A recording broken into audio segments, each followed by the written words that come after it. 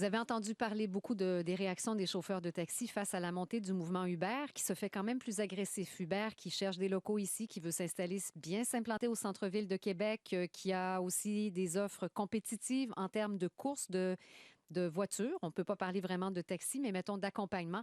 Ils essayent justement de faire baisser les prix pour aller chercher une clientèle. Pendant ce temps-là, il y a quand même des voitures saisies aussi.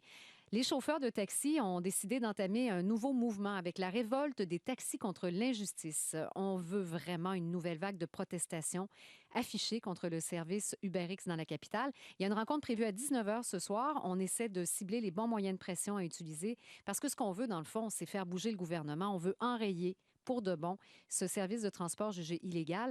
On va en parler avec Hicham Berouel, qui est porte-parole du mouvement La Révolte des taxis contre l'injustice. Bonjour, Monsieur Berouel. Bonjour.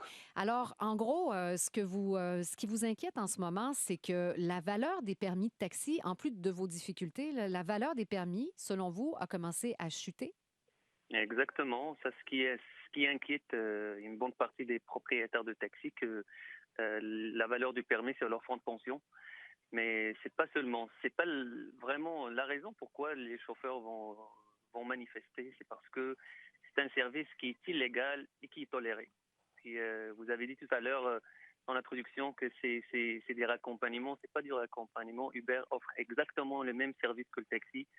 C'est du taxi, c'est de transporter un individu d'un point A à un point B contre rémunération. Oui, tout à fait. Non, effectivement, c'est du taxi illégal parce que les lois ne le permettent pas sous cette forme-là. Vous trouvez que les saisies de voitures, c'est pas convaincant de la part du gouvernement parce que c'est la façon de procéder à l'heure actuelle? Pour le moment, ça reste très timide comme action contre Uber pour les saisies. La fréquence des opérations n'est pas au niveau. La preuve, c'est que Uber continue de prendre la progression à la ville de Québec. Vous êtes inquiet de voir Uber de plus en plus actif parce qu'ils veulent vraiment, ils veulent s'implanter ici et ils veulent se faire connaître aussi. Bah, exactement. Le fait qu'ils ouvrent un local à Québec, ça veut dire ils vont essayer de s'attaquer un peu à tous les contrats de taxi, etc. C'est inquiétant de voir beaucoup de nombres de chauffeurs aussi qui sont mal informés par Uber euh, pour faire du taxi. Uber, ils leur disent que c'est légal, qu'ils n'ont rien à craindre si jamais ils ont des tickets qui vont être payés par Uber. Il n'y a pas vraiment de conséquences, mais c'est pas la vérité. Hmm.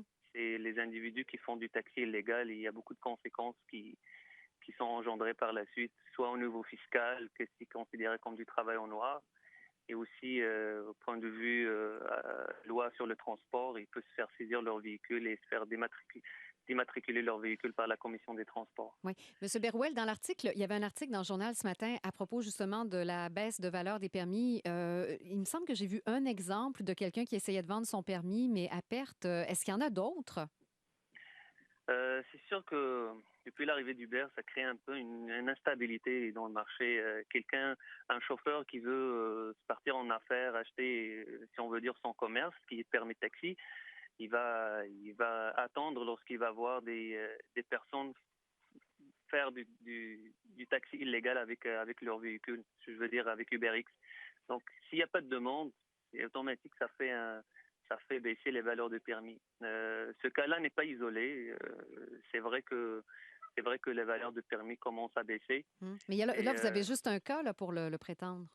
non, c'est pas seulement un cas, c'est général. C'est pas seulement à Québec, mais à Montréal aussi. À Montréal, les taxis se vendaient 220 000, mais aujourd'hui, si quelqu'un veut vendre son taxi, il va le vendre à peu près 160 000, 150 000 dollars. C'est très significatif pour quelqu'un que ça fait 20, 30 ans qu'il fait du taxi, c'est son fonds de pension.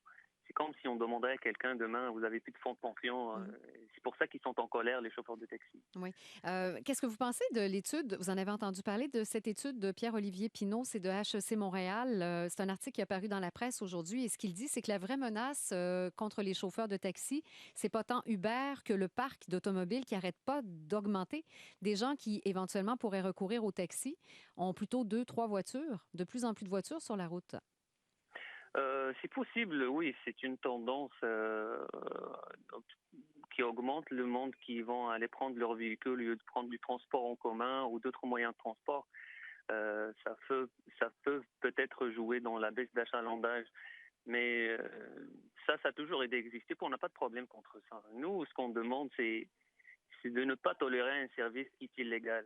Et c'est ça la vraie question. Le gouvernement actuellement, il ferme les yeux, puis je reprocherais même pas à Uber de faire du travail au noir, mais c'est surtout au gouvernement qui les laisse travailler. Ils ont Mais trouvé le champ libre, puis ils sont oui. en train de travailler sans vraiment de conséquences. Mais M. Berouel, là, il y a eu beaucoup de voitures remorquées, il y a eu des amendes aussi, là, sans conséquence. C'est pas l'impression que ça me donne quand même. Ben, les voitures qui sont remorquées, par rapport au nombre de voitures qui travaillent et le nombre des transports effectués, c'est vraiment même pas 1% des courses qui sont vraiment saisies. Ici, si je vous parle de Québec, les opérations de contrôle routier ne sont pas quotidiennes, ne sont des fois même pas hebdomadaires. Oui. Est-ce que vous voyez un partage possible du marché, M. Berouel? Je pense que j'ai vu ça très rapidement, par contre, mais il m'a semblé qu'à Paris, Uber avait parlé d'ouvrir finalement son système, sa plateforme de réservation aux chauffeurs de taxi qui leur font une chaude lutte là-bas, là, dans plusieurs villes européennes. Ça a brassé beaucoup. Est-ce qu'éventuellement, vous voyez, est-ce qu'il y aurait des compromis pour en arriver à un partage du marché? Parce que Uber, c'est quand même un service qui rassemble, ça fait beaucoup d'heureux aussi. La clientèle recherche peut-être un compromis entre ce que vous offrez comme service et ce qu'eux offrent. À Paris, c'est différent. La loi est différente. Là-bas, il n'y a pas seulement les taxis, mais il y a un autre type de permis qui est les VTC, c'est des voitures avec chauffeur sur réservation. C'est un peu différent la loi. Mais si vous parlez d'Uber Taxi, ce service-là est offert à Montréal. C'est-à-dire l'application Uber offre aux taxis de passer par leur application aux taxis qui sont conventionnels. Mais pour ça, même Uber est illégal parce qu'ils n'ont pas demandé de permis d'intermédiaire à la commission de transport pour opérer dans les règles de la loi. Se partager la clientèle, je pense pour le moment, on n'est pas encore rendu là. C'est Uber, ils ont l'intention vraiment de s'établir au Québec pour du bon. Ils doivent passer par la bonne porte, ce qui est la législation, c'est-à-dire au Parlement, pour demander un changement de loi. Mhm. Mais ils doivent pas travailler alors que c'est illégal. Il faut qu'ils passent par les bons moyens. C'est pas en forçant le système à s'adapter à eux. C'est eux qui doivent s'adapter au système. S'ils sont d'accord avec les lois au Québec, ben, ils peuvent demander le changement. Puis quand ça va être changé, à ce moment-là, ils peuvent commencer à opérer. Oui. Moyenne pression qui pourrait ressembler à quoi, brièvement, M. Berouel? Vous voulez bloquer des routes? Vous voulez faire quoi? Ben là, on a parlé beaucoup avec les autorités, c'est-à-dire le ministère des Transports dernièrement. On n'a pas eu de réponse concrète sur les prochains moyens qui vont être pris contre Uber. Il n'y a pas d'échéancier, pas d'engagement clair. Donc, il va y avoir une réunion ce soir. Tous les chauffeurs et les propriétaires de taxis de la grande région de Québec sont invités. Suite à cette réunion, on va prendre décision quelle forme ça va prendre ces moyens de pression et quand est-ce que ça va être commencé. Ça va être certainement dans les prochains jours. Mhm.